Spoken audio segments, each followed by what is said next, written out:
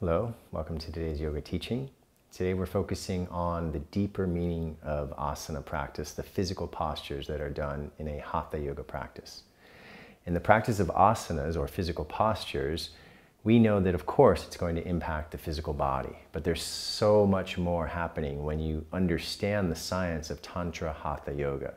And please let me help you to understand that Tantra is an umbrella term, meaning that everything we do with the body and the energy is related to the tantric practice. So Hatha Yoga is a form of Tantra Yoga. And there's a great misunderstanding in the modern day that somehow these are two separate practices. But if you're working with the body, if you're working with your energy, then you are doing a form of Tantra Yoga. And Hatha Yoga is literally the balancing of Ha and Ta, the sun and the moon. And this is related to our energy. So it's not really only about the physical strength and flexibility. How do we go deeper into our practice of yoga? By balancing the energy. When we balance the energy, that balances our emotions and our mind. Everything is connected, and yoga has understood for many years that by putting the body in specific postures, you can impact the different levels of your being. Yoga teaches us that we have 5 bodies: the physical, energetic, emotional, mental, and spiritual. And when we do an asana practice, the posture practice, if we do it with understanding and in the proper way, we can actually impact all 5 bodies, or at least the first 4. Now, when we do the physical practice, yes, everything in that body is impacted. The muscles, the tendons, the ligaments, the respiratory system, and all of the other systems that are part of our physical structure are positively benefited. That's simple. We all know about that. What I'd like to help you understand is it's also going into the energetic level. The great understanding of the original asanas or postures is that when you put your body in a specific shape, it's like creating a sacred geometric shape that then has a certain energy circuit. So if I stand up and touch my toes from the standing position, I create a flow of energy. And then we can start to impact different parts of our being by directing the energy through our system in certain ways. Now, as we learn to move this energy through the system, we can actually direct it to specific chakras or energy centers. We know that we have 7 energy centers throughout the spinal channel, or that central channel that's related to the spine at the subtle level. And these chakras are actually governing, controlling every aspect of our human experience. The understanding of working with the postures through traditional Tantra Hatha Yoga is which postures are related to which chakras or energy centers. That way, if I want to activate my root chakra, I know that I can do the seated forward fold. If I would like to bring more power into my navel chakra, I can do things like Uddiyana Bandha, the abdominal suction, which is a technique that also helps to move energy. I know that I could do the boat posture to bring more strength, and that strength at the level of the navel chakra reflects throughout our being. If I need to open my heart, I can do a specific asana, physical posture. If I need to create more mental capacity, I do a different posture. This is what I want you to understand. Now, I'm not going to go through it posture by posture, but there are books out there like Asana, Pranayama, Mudra, Bandha. That's a book that comes from Bihar School of Yoga, and it has a tremendous amount of information about Tantra Hatha Yoga. Remember, the name of that book is Asana, Pranayama, Mudra, Bandha. And this is a great book that allows you to go deeper into the science. I just want to plant the seeds for you so that you can start to find out what you need through the science, because it helps you to, through self-analysis, either take in what you need, more energy, or to let go of things that are holding you back. Now, we've talked about the physical body, the energy body. The physical postures also help to create an emotional and mental state. Our being is psychosomatic. And when you affect the body, it affects the mind and the emotions. Or if you affect the mind and the emotions, we know that has an impact at the physical level as well. By doing the asanas, or the physical postures, you can create a certain state of emotions and mind. So these are the deeper meanings. And how do we do this through the practice? It's time to slow down.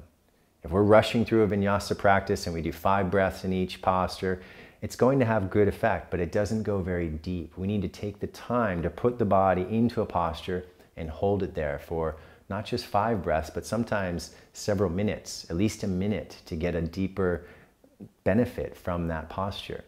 And usually when we do longer practices, we can hold a posture from 5 minutes, 10 minutes, even 30 minutes. And what happens is then we start to go into a state of meditation in that posture.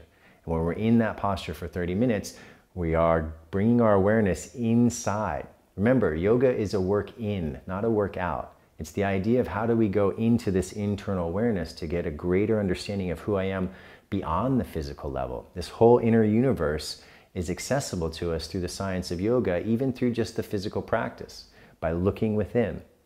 And as we are looking within and holding that posture, we can start to feel that subtle vibration. It's always there, but we're usually not paying attention to it because our mind is distracted and looking outside of ourselves. So we take this opportunity in our asana practice to go inside, quiet the mind, feel the energy, focus on the chakra that's appropriate for that particular posture. And wherever your mind goes, the energy flows. If I focus here on the heart with my mind, I'm sending energy there because my thoughts, my emotions, my conscious awareness are all energy. So bring that energy here with the awareness in the posture, and you get into a state of meditation. That one pointed focus of the mind is the true intention of yoga. And we can have that in just a posture practice. That's how the deeper meaning of asana helps us to transform every level of our being. But remember that point I just said, we have to slow down. This is not a rush. We have so much activity in our lives. You know, vinyasa classes are tremendous, great for the health, great for flexibility and purification. However, I really encourage you to find a few days each week where you come into stillness, because it's in the stillness that the healing happens, and it's in the stillness that we find the deeper meaning within. If we're rushing around, we're always distracted, and if we're only doing flowing practices, we're only focusing on the physical body typically, because we need to focus on the next movement, the next movement, the next movement, and we don't take the time to go deeper into this stillness. Really, yoga is bringing into that place where we find the peace within, and that peace within is found in the stillness. Remember, this is our therapy. This is our medicine for the modern world, and you can do this any time of day. You don't have to go to a yoga class to do a posture. If you want to benefit the real yogis, and not even just yogis, the real human beings that want to be happy and healthy, start to do something every morning for their own health, balancing all the levels of their being. Take 5 minutes, 10 minutes, 15 minutes to do your postures, do a little bit of conscious breathing like alternate nostril breathing, and a few minutes of looking inside, and that way you go into the day from a peaceful place. And this is how we impact our lives through the yoga science. And then we can start to impact the lives of those around us. When we're happier and healthier, everybody around us is grateful for that, and everybody around us starts to reflect back to us our own level of consciousness. Not starts to, they're doing that all the time, but if you'd like to have people smiling back at you, you move into the world smiling and at peace with yourself. This is what creates the change. We be the change that we want to see in the world. And with the asana practice, you have a tremendous tool for balancing everything in your whole structure. So I wish you all the best when you do these practices. Make sure that you slow down, I'm saying it again, and you have that internal awareness. And after each time you do a posture for a minute to 5 minutes to 30 minutes, you then come out of the posture, keep the eyes closed, and you simply observe the effects. You become aware of that transformation as it's happening. And this is the real science of yoga, self-awareness. Self-awareness of the physical, energetic, emotional, and mental aspects of ourselves. And this takes us into a greater understanding of who we are, not just the physical body, but all the deeper levels of our being as well.